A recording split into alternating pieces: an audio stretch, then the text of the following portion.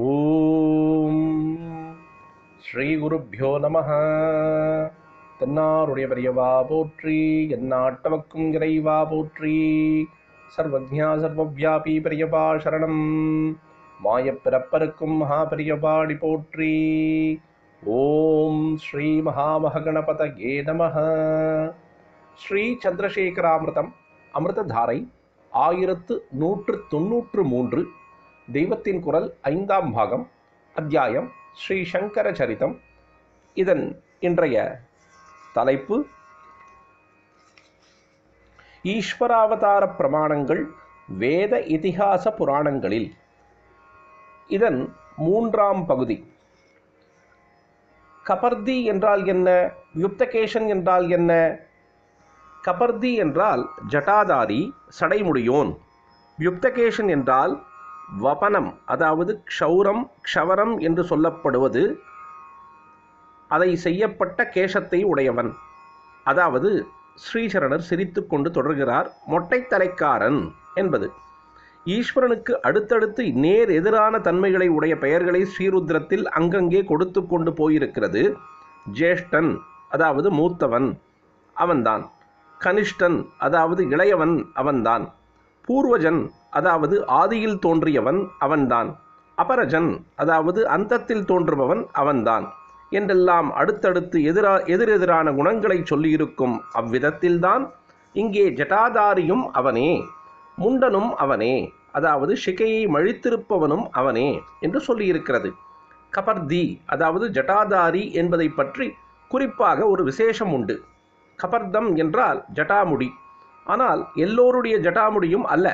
பரமசிவன் ஒருத்தருடைய ஜட்டாமுடிக்கே கபர்தம் என்று பெயர்.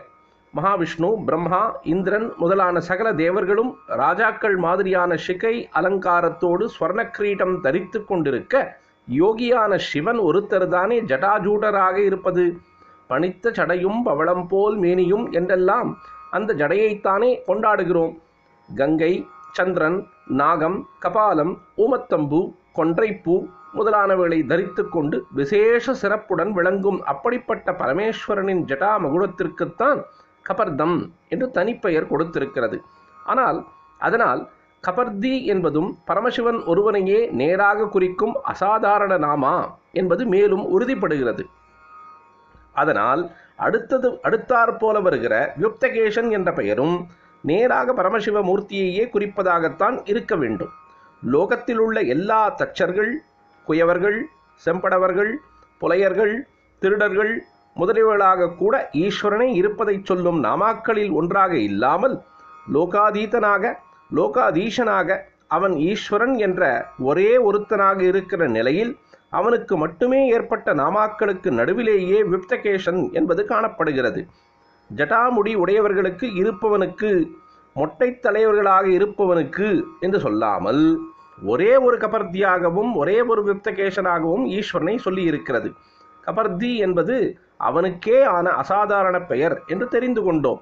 அப்படியானால் யுப்தகேசன் என்பதும் அப்படித்தானே இருக்க வேண்டும். இது நாம் கவனிக்க வேண்டிய முக்கியமான விஷயம். தச்சர்களாக உள்ளவனுக்கு, குயவர்களாக உள்ளவனுக்கு என்று பகுவச்சனத்தில், அதாவது பன்மையில் சொல்லி, இப்படி லோகத்தில் உள்ள ஜீவர்களுக்குள்ளேயும் அந்தர்யாமியாகவும் ஆத்மஸ்வரூபியாகவும் பரமேஸ்வரன் இருப்பதை காட்டாமல், அவனாகவே இருக்கும் பொழுது அவன் ஒருத்தனுக்கு மாத்திரமே ஏற்பட்ட பெயர்களை ஏகவச்சனத்தில், அதாவது ஒருமையில் பவனுக்கு, ருத்ரனுக்கு, சர்வனுக்கு, பசுபதிக்கு, நீலகண்டனுக்கு, ஸ்ருதிகண்டனுக்கு, கபர்திக்கு, சஹஸ்ராக்ஷனுக்கு, சததன்வாவுக்கு என்று அடுக்கிக் கொண்டு போகிற பொழுது கபர்தி என்பதை அடுத்து யுப்தகேசன் என்று சொன்னால் அது பரமசிவனுக்கு மாத்திரமே உரித்ததான ஒரு முண்டிதமான சந்நியாச ரூபத்தைத்தான் குறிப்பிடப்படுகிறது என்று சந்தேகத்திற்கு இடமில்லாமல் தெரிகிறதல்லவா? நம்முடைய ஆச்சாரியாலை தவிர இப்படி கேசத்தை வபனம் பண்ணி கொண்டவராக காட்டுவதற்கு எந்த மூர்த்தி ஈஸ்வரனுக்கு இருக்கிறது? நடராஜாவாக இருக்கட்டும், தட்சிணாமூர்த்தியாக இருக்கட்டும், காமாரி, திரிபுராரி என்றெல்லாம் சிவபெருமானுக்கு இருக்கப்பட்ட அநேக மூர்த்தங்களாக இருக்கட்டும், எல்லாமே ஜட்டாதாரியாகத்தானே இருக்கிறது. நடராஜா என்றால் விரித்த செஞ்சடை, தட்சிணாமூர்த்தி என்றால் சாந்தமான தாழ்சடை, பைரவாதி ரூபங்களில் அக்னிஜ்வாலையாக வீசுகிற ஜடை, என்று இப்படித்தானே பார்க்கிறோம். இப்படி உள்ள பொழுது யுப்தகேசன் என்று தனிப்பட்ட ஒரு வியக்தியாக சிகையை களைந்த ஒரு மூர்த்தியாக பரமேஸ்வரனுக்கு வேதம் ஸ்பஷ்டமாக தெரிவிக்கிறதென்றால் அது எதிர்காலத்தில் ஏற்பட போகும் சங்கராவதாரத்தை ஞான திருஷ்டியில் சொன்னதுதான். இப்படி அந்த பாஷ்யக்காரர், அதாவது ஸ்ரீருத்ர பாஷ்யம் இயற்றிய அபினவ சங்கரர் என்பவர் தெளிவுபடுத்தி இருக்கிறார். குறிப்பாக ஒரு முண்டித கேசரை ஸ்ரீருத்ரத்தில் சிவஸ்வரூபமாக சொல்லியிருக்கிறது என்றால் அது ஆச்சாரியால் தான் என்று தாம் சொல்லிவிட்டால் போதுமா? வேறு ஆதாரம் காட்டினால்தானே சரியாயிருக்கும் என்று அந்த பாஷ்யக்காரர் புராணங்களை தேடி பார்த்தார். புராண இதிகாசங்களை கொண்டே வேதத்திற்கு அர்த்தம் காண வேண்டும் என்பதுதான் பெரியோர் கண்ட முறை. இதிகாச புராணாபியாம் வேதம் சமுபப் அப்ரம்மயேத் பிபேத் யல்பஸ்ருதாத் வேதோமாம் அயம் பிரதரிஷ்யதி. முதல் வரிக்கு அர்த்தம் இதிகாச புராணங்கள் வேதத்துக்கு உபபிரம்மணம் எனப்படும் விரிவான விளக்கம் என்பது. இப்படி இதிகாச புராணங்களையும் வேதத்தோடு கற்றறிந்தவன் நிறைந்த வித்வத்துடன் கூடிய பகுஸ்ருதன். இதிகாச புராண ஞானம் இல்லாமல் வேதத்தை மாத்திரம் எடுத்துக்கொண்டு அர்த்தம் செய்கிறவன் சிற்றறிவே படைத்த அல்பஸ்ருதன். இவனை கண்டாலே வேதம் நடுங்குகிறதாம். பிபேதி அல்பஸ்ருதாது வேதக. அல்பஸ்ருதனிடம் வேதம் பயப்படுகிறது. பிபேதி என்றால் பயப்படுகிறது. எதனால் பயப்படுகிறது? மாம் அயம் பிரதரிஷ்யதி என்று பயப்படுகிறது. அதாவது இவன் என்னை தன்னிஷ்டப்படி கண்ட இடத்துக்கு இழுப்பான், மனம் போனபடி மந்திரங்களுக்கு அர்த்தம் சொல்லி வஞ்சனை பண்ணுவான் என்றே பயப்படுகிறதாம். வேதத்தில் வெளிப்படையாக தெரியாத விஷயங்களுக்கு புராண இதிகாசங்களின் துணை கொண்டுதான் அர்த்தம் காண வேண்டுமே அன்றி தன்னிஷ்டப்படி பண்ணக்கூடாது. இதனால் அந்த பாஷ்யக்காரர் புராணங்களை பார்த்து சிவமூர்த்தியான யுப்தகேசன் யார் என்று ஆராய்கிற பொழுது வாயு புராணத்தில் படிச்சென்று இன்னார்தான் என்று கண்டுபிடித்து விட்டார். அந்த வாயு புராணத்திலே சதுர்பிகி சக சிஷ்யைஸ்து சங்கரோ அவதரிஷ்யதி என்று இருப்பதை பார்த்தார்.